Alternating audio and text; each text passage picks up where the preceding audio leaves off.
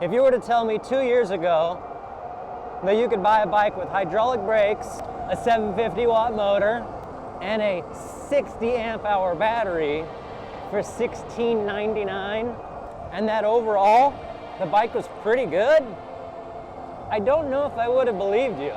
This is the G-Force T7, and there's one problem with this bike that I can see so far.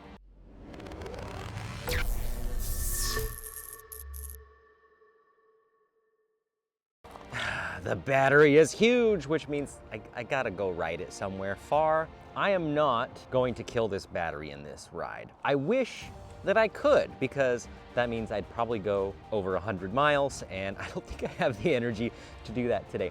But I am gonna do a ride that I've wanted to do, but now I have a good excuse. I've got a bike with a, spoiler alert, 48 volt, 60 amp hour battery. Now, I don't feel like I need to do a long range actual ride it till the battery dies test, because we've done a video like that with a battery with the same exact capacity. We figured out that even on throttle only, even in hills, you can do like 100 miles pretty easily.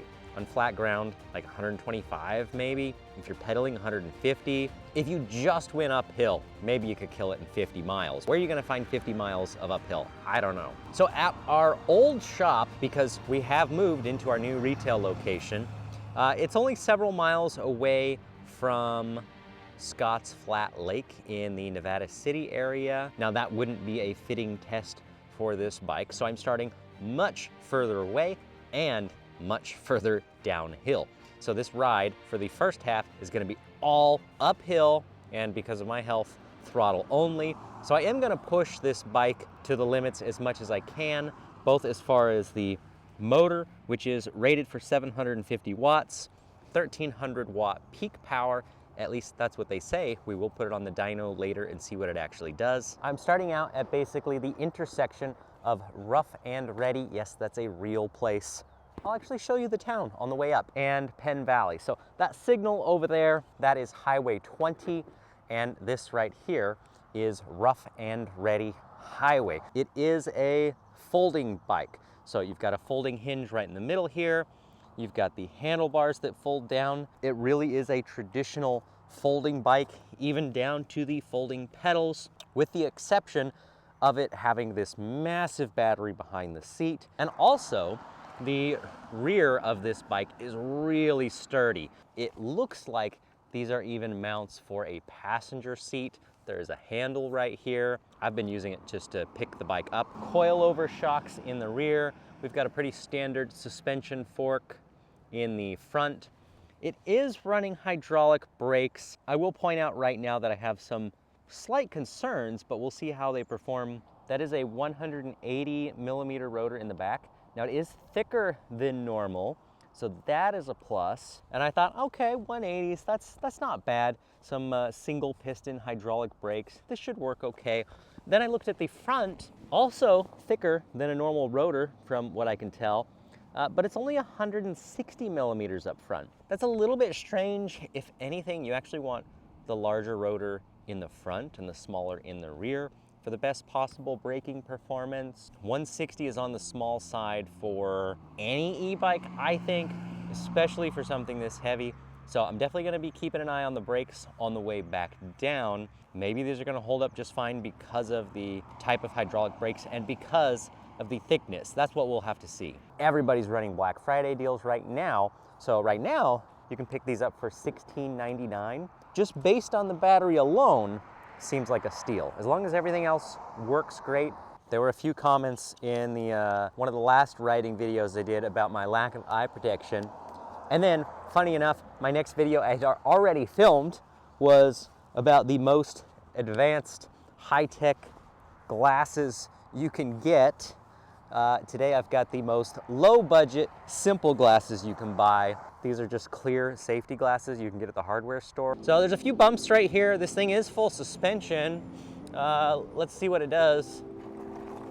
Oh, oof. Something just made a big rattling noise when I hit a bump, and I kind of feel like the front suspension even bottomed out. I don't know if it's the motor controller, but everything's working fine. So first impression, front suspension could probably be a little stiffer for the weight of the bike.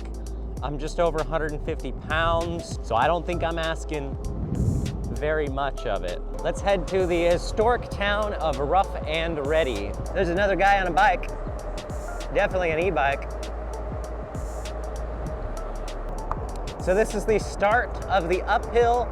Basically, the rest of the ride from here is gonna be uphill, as long as the motor and everything, of course, holds up. I don't think I'll run into any problems, but you never know, especially when you're pushing things to their limits. I don't know if I feel like this has as much torque as other 20-inch fat tire bikes. Usually 20-inch tires fly up hills really good. I've already checked the accuracy of the speedometer, and it reads quite fast. At 25 miles an hour actual speed, the bike's reading like 30. I'm sure there's a way to fix that in the settings. I just haven't tried to figure that out. This is how it came out of the box. I've got kind of a little flatter spot right here, and now we've picked up speed. We're doing over 20 miles an hour again, maybe 22, 23. Advertised top speed is 28. Now I can get 28 on the screen all the time. Sometimes I can get it to read like 30, but because it's off, that's really only like maybe 25, 26, maybe on a nice long flat stretch. Depending on the rider weight, you can get 28, but I do think that's gonna be dependent on the rider weight, tire pressure. 28, although possible, might be a little bit of a stretch. Handling wise, wheelbase wise, it feels like other smaller 20-inch folding bikes. Some of these, they feel really big and stable and kind of weighty. This one does not. It actually feels pretty light. It feels pretty nimble, a little bit squirrely even, which I was not expecting. It's not necessarily a good thing or a bad thing. It's just a difference in handling. Probably at slower speeds, this bike might feel a little more maneuverable and a little more fun, but then at higher speeds, it's gonna feel a little more wobbly and sketchy. The handlebars are really narrow. I would probably prefer them to be a little bit wider, just for comfort's sake. All right, so we're coming up on the actual town of Rough and Ready. If you blink, you might miss it, but this is one of the steepest hills, and it's really slowing the bike down. So I think on the steepest of chickens, you're probably gonna get about 12, 13 miles an hour. On like a major highway, you know, private, smaller roads, driveways, of course, you can find steeper hills. All right, don't blink. There's the Rough and Ready fire station. There's the store, which is no longer open. There's the post office, which is the only thing that makes Rough and Ready a town. Here's some little historic buildings, just for the fun of it. And that's it, that's the whole thing. And that sign back there says, seceded from the Union, what is it, 18, nah, I can't read it from this far away. 1830, 1850 something. So yes, this town that actually I live in seceded, in other words, broke off from the United States in the mid 1800s. It must be 1850. 1830 is too early, that wouldn't make any sense. They thought that was a good idea to become their own little nation, own country within the country of the United States. As the story goes, the 4th of July was coming up, and they realized that if they weren't part of the United States of America, they couldn't have a party on the 4th of July, and they joined back. And that's our claim to fame. It ain't much. The thumb throttle is on the left side of the bike. Look at this. I'm not doing anything here, but I'm also not pedaling. So what's making the bike go? It has automatic cruise control that kicks in. So this is not an off-road bike, but it does have full suspension. Here's the start of a little bit of an off-road trail. So I'm gonna see how it handles. Oh, root. Definitely is something that rattles a little bit. I don't know what that is. I'm gonna have to go back to what I first experienced when I hit a big bump, that the front fork is a little bit soft. It's good for like on the road, just kind of taking out all the little bumps and everything. A bigger bump off-road, you can bottom it out fairly easy. The rear suspension feels pretty good though. I can actually stay seated and just kind of ride over all those rocks and it's not uncomfortable. And I don't feel like the rear is gonna bottom out or anything. It actually feels just right. And I'm always nervous that my camera's gonna come flying off, but so far this motorcycle mount is working really good. Insta360 also has Black Friday deals going on. I will put a link in the description to this camera setup. I was thinking earlier that if you're going slower speeds, that this bike would feel a little more maneuverable. I'm gonna stick by that assessment because the off-road handling on that little trail section right there actually felt pretty fun. So I've made it through the town of Rough and Ready. We are coming up on the edges of Grass Valley now. One more town to get into, which is Nevada City. And then the lake is above Nevada City, so we really gotta go through and past it in a way. So I've been going uphill for about 8 miles now. The battery gauge is still reading full bars, hasn't budged at all. And to be honest, I don't actually know where I'm going from here or what the best way to go is. There's a lot of different ways. I've had people come in and say, oh, I'm waiting until e-bikes get a little better, or the battery life gets longer, or till I can get 100 miles. Guys, they're already here. Is this a bicycle or a moped up here? What is this? Oh, it looks like an e-bike. Hello. How far are you going? About a city. Oh, okay. What is that? It's a 360 camera filming a YouTube video about e-bikes. Right on. How do I see it? Area 13 on YouTube. Do you have a card? You know what? I don't, but I could stop and send you my information if you want. I'm finding customers. I've been up by the airport since like 2015. Yeah. And I do a lot of business online, but locally a lot of people don't know me. So we just moved into a new spot in the downtown shopping center. And I heard an advertisement. And your rotor is a little thin. You put some miles on this, huh? Yeah. Well, Is there oil on them? I got all sorts of e-bike specific brakes at my shop. Really? Yeah. See, I haven't decided slowly yet. Road.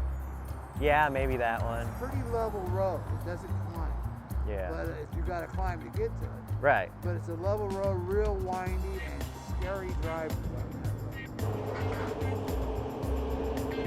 road. He's not pedaling either.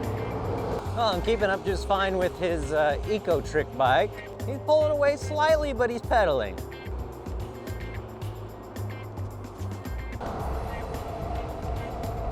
He's not afraid to go fast.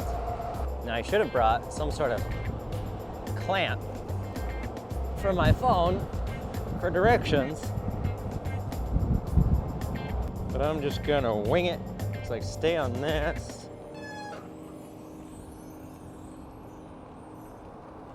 Okay, so down Sacramento Street.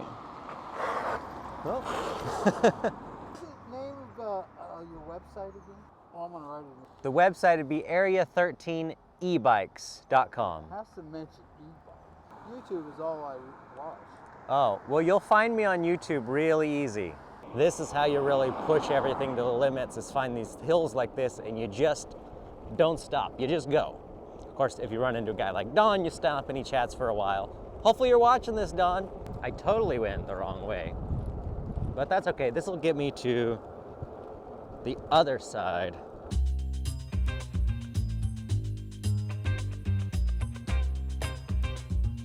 This is a long, long climb.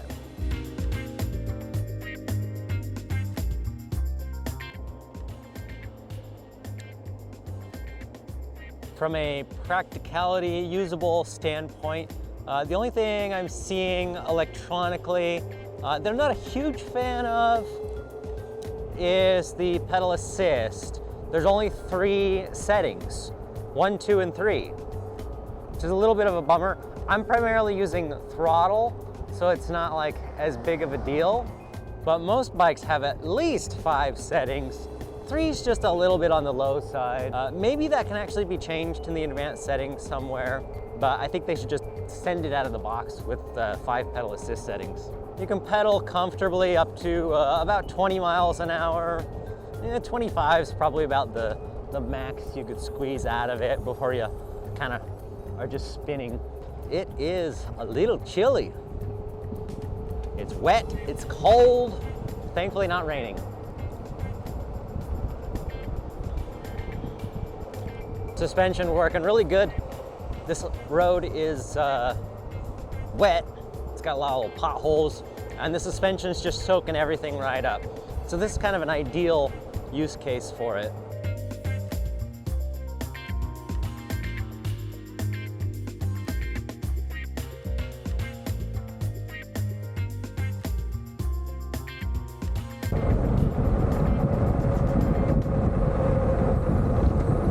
That's pretty cool, but you definitely don't want to go off the edge. I can see the lake through the trees over there. That looks really far away. There it is. That's how much further I got. All right, I had to lift the bike around a little bit around the gate. That's where the weight wasn't much fun. Now really steep. We're testing out the traction of the tires, the suspension, the brakes, everything now. But I'm almost there. Here we go. So my feet are a little muddy now. And I am noticing that the plastic pedals are a little bit slick. I wish they had a little more grip. There it is. Before we check out all the awesome views, let's see how the dyno run went.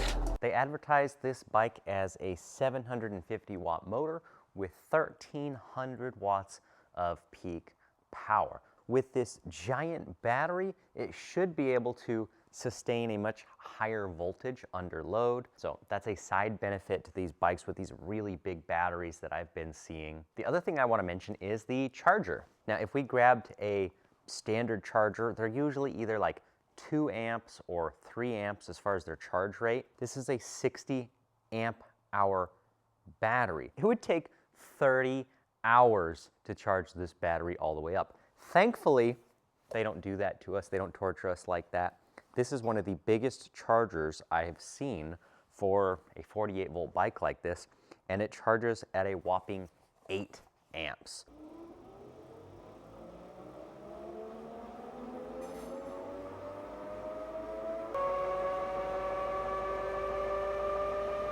(1,288 watts. That is really, really close to their claimed 1,300 watts. I know they advertise like 80 some Newton meters of torque. Usually we're seeing about a third of that actually at the wheel. And that's about what we're seeing here. We're seeing 23 foot-pounds, which I don't know the math in my head, but that's gonna be at the high end of 20 something as far as Newton meters. I'll put that on screen, whatever the actual number is. But those are pretty good numbers. Not the most torque we've seen out of a bike like this, especially with a 20-inch wheel, but they're good figures. So as far as watts, it's gonna rank pretty high. It's gonna surpass all the rad bikes. It's gonna surpass the Amazon Cyclone. But then on the torque, it would actually fit in right about here with bikes that are in the 700 to 900 watt range. You can see 23 foot-pounds, 20 foot-pounds. The Jan Snow, which was a pretty inexpensive bike, actually performed slightly better on the torque, but far less horsepower. So if we keep moving this up, we can see that it performs better as far as the horsepower figures than a lot of bikes, but significantly less torque. So if you look at the full picture, then what that's telling me is that this bike is going to perform really well on flat ground compared to these bikes right here. But if you're going up a lot of steep hills, then it's actually going to be more comparable to, I think, the bikes that are down here. Well, this is a little bit of a bummer. The bike's heavy, ugh, and there's not an easy way to get it through there. It's crazy. Everywhere I've been, there's just absolutely no one in sight. Well, I think I'm gonna try and get the bike through there so I can go that away. But this was my goal today, was to make it here. The bike has done a great job so far.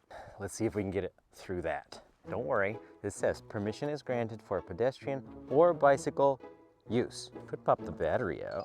That'd be logical. What if first we turn this off so I don't bump the throttle.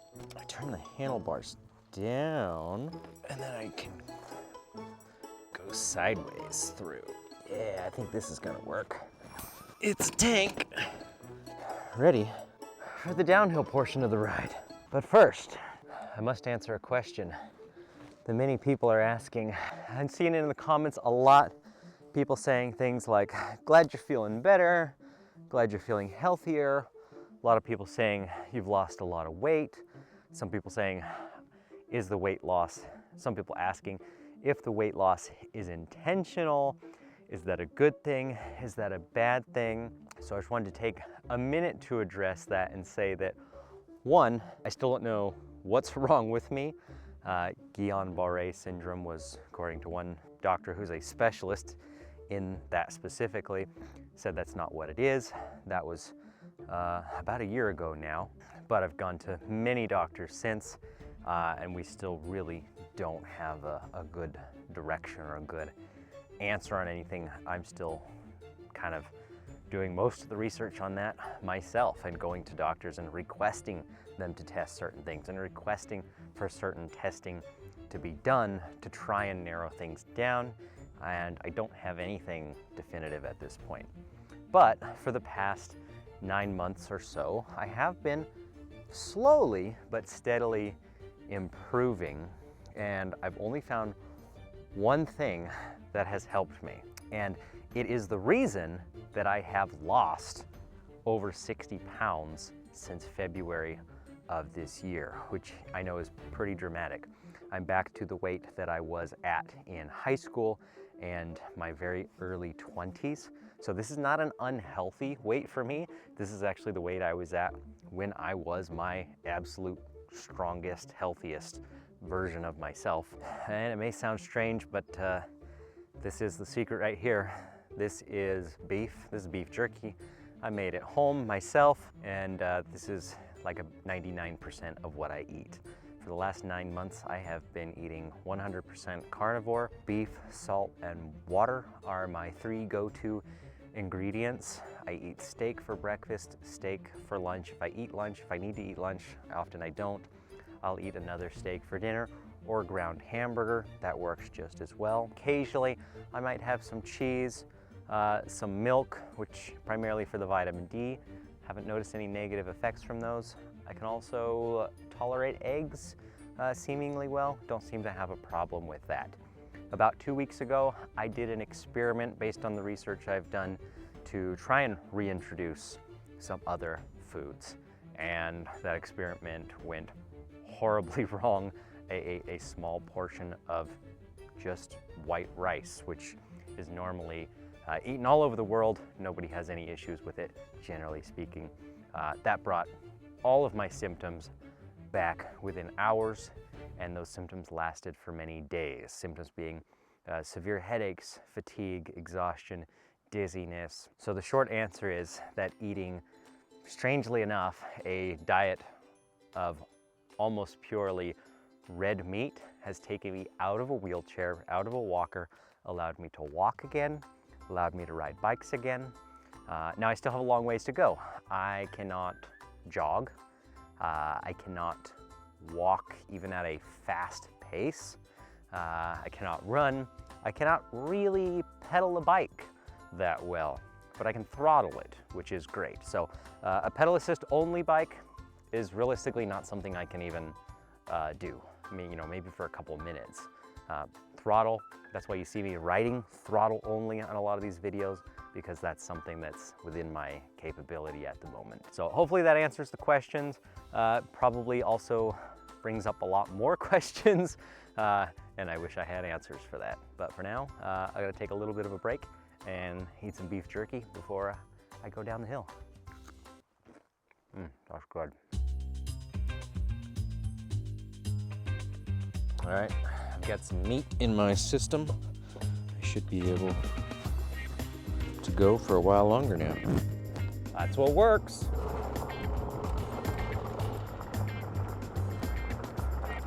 Oh, that's so cool.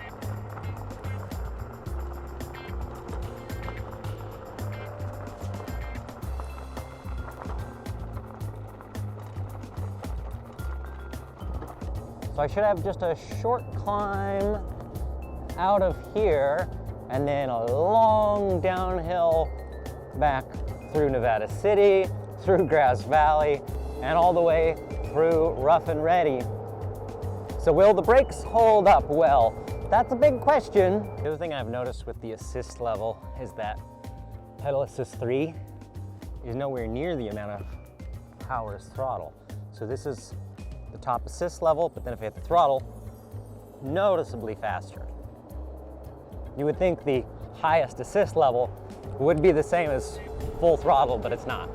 Hey, I finally dropped 1 battery bar. I'm still climbing up away from the lake at the moment. So after 30 miles, basically, of uphill, we managed to show that the battery was used a little bit. And that is why I said, there's no way I'm gonna kill this battery on this ride today. Went the wrong way again. I think part of it is because I just don't care if I go the wrong way. It's not like I'm worried about running out of battery.